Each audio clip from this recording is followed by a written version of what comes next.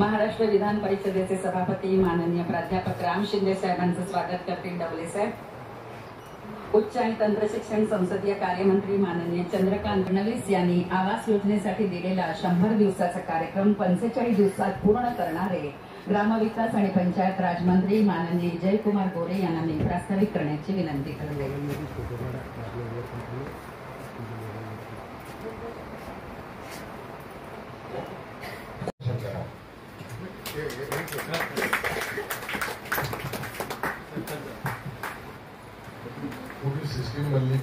आजच्या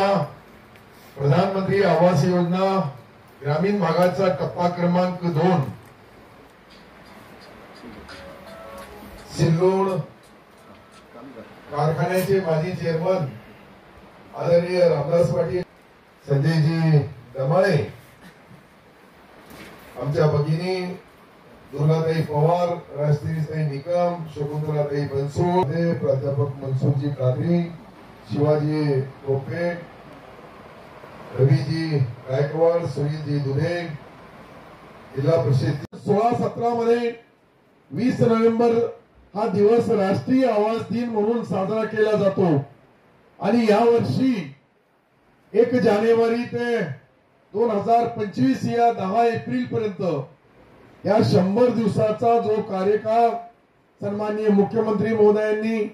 100 दिवसाचा कार्यकाळ यासाठी दिला का काहीतरी टार्गेट करावं आणि त्या टार्गेट नुसार काम केलं तर आपण ज्या गोरगरिबांची घरकुलं देण्याची सिस्टीम आहे